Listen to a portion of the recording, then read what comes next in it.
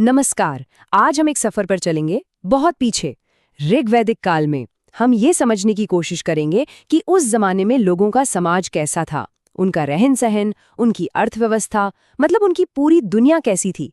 और ये सब हम जानेंगे ऐतिहासिक स्रोतों के आधार पर। तो चलिए शुरू करते तो आज हम किन किन चीजों पर बात करेंगे?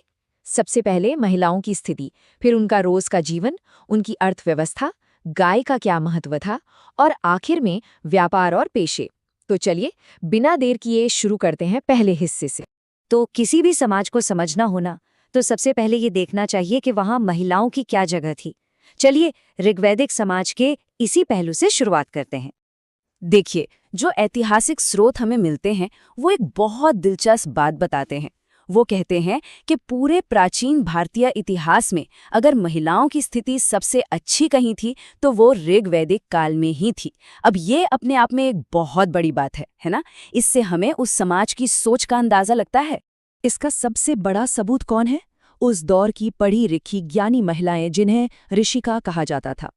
और ये सिर्फ कुछ नाम नहीं है। अपाला, विश्वरा, घोषा, लोपामुद्रा, ये वो हस्तियां थीं जिनका समाज में बहुत सम्मान था। सोचिए, घोषा जैसी ऋषिकाएं तो वेदों के सूक्त तक लिख रही थीं, और लोपामुद्रा तो अपने ज्ञान और दर्शन के लिए जानी जाती थी।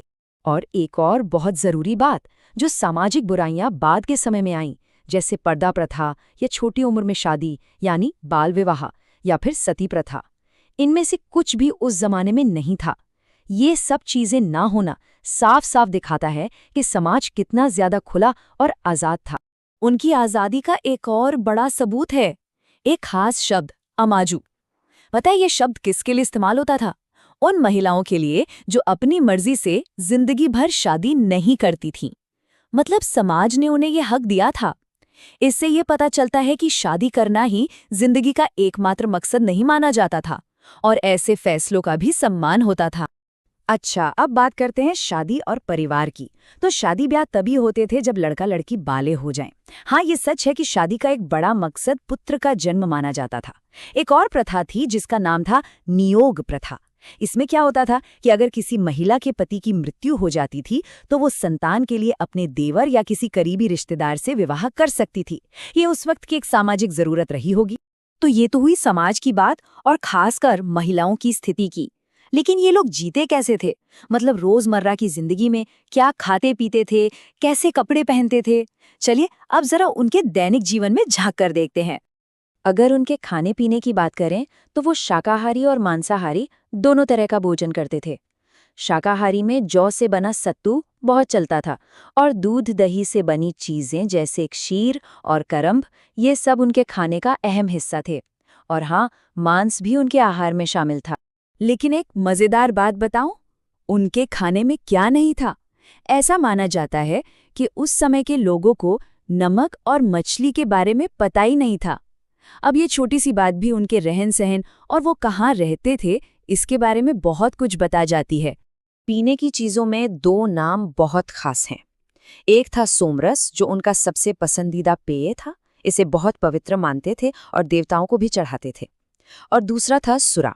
ये एक नशीला पेय था और इसे पीना अच्छा नहीं माना जाता था, मतलब समाज में इसकी मनाही थी।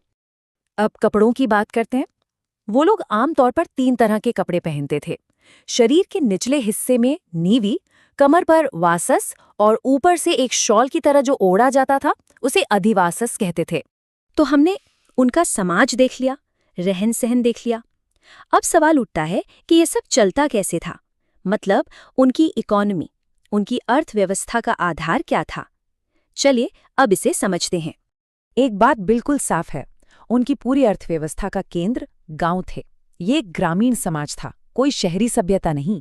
जो भी काम धंधा लेन देन होता था सब कुछ गांव के आसपास ही होता था। और इस ग्रामीण अर्थव्यवस्था की बुनियाद 2 चीजों पर टिकी थी। पहला खेतीबाड़ी और दूसरा पशुपालन। हाँ, थोड़ा बहुत व्यापार और दूसरे उद्योग भी थे, पर वो अभी शुरुआती स्टेज में थे, बहुत ज्यादा विकसित नहीं हुए थे।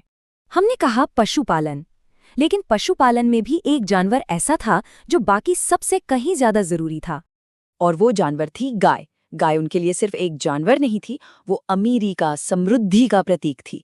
मतलब कोई कितना अमीर है ये उसके पास कितनी गायें हैं इससे पता चलता था। गाय का महत्व कितना था, इसका अंदाजा आप उनकी भाषा से लगा सकते हैं। गाय को अघन्या भी कहा जाता था, और अघन्या का मतलब होता है जिसे मारा ना जा सके।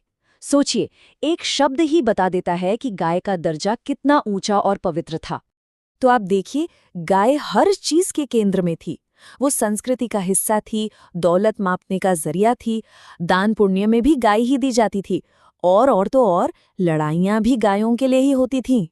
इसका एक और सबूत है, एक शब्द गविष्टि। ये शब्द युद्ध के लिए इस्तेमाल होता था, और जानते हैं इसका मतलब क्या है? गायों की खोज। मतलब साफ है, ज्यादातर लड़ाइयां या तो दूसरे की गायें छीनने के लिए होती थी या अपनी गायों को बचाने के लिए। तो अब तक हमने समझा कि अर्थव्यवस्था गांव और पशुओं, खासकर गाय पर आधारित थी। तो सवाल ये है कि इसमें खरीद फरोख्त कैसे होती थी, लोग काम क्या करते थे? चलिए अब व्यापार और पेशों पर एक नजर डालते हैं। उस जमाने में आज की तरह रुपए पैसे नहीं होते थे। ज्यादातर लेन देन बार्टर सिस्टम से होता था। मतलब एक चीज दो और दूसरी चीज लो। कोई सिक्का या करेंसी का सिस्टम ठीक से बना नहीं था। हाँ, एक शब्द जरूर मिलता है, निष्क। अब ये थोड़ा रहस्यमयी है। कुछ लोग कहते हैं कि ये गले में पहनने वाला एक गहना था, पर कुछ का मानना है कि शायद ये करेंसी का यानी सिक्के का एक बहुत ही शुरुआती रूप था। इस पर आज भी बहस चलती है कि ये असल में था क्या। और यहीं पर आकर हम एक बहुत गहरे सवाल पर रुकते हैं। सोचकर देखिए, एक ऐसा समाज जिसकी दौलत सोना या चांदी नहीं बल्कि गाय जैसे जानवर हों, वो समाज अपनी दुनिया को कैसे देखता होगा? उनके मूल्य, उनकी सोच कैसी होगी जब उनकी सबसे कीमती चीज कोई बेजान धातु नहीं बल्कि एक जीता जागता पशु हो? ये एक बहुत बड़ी और सोचने वाली बात है ना?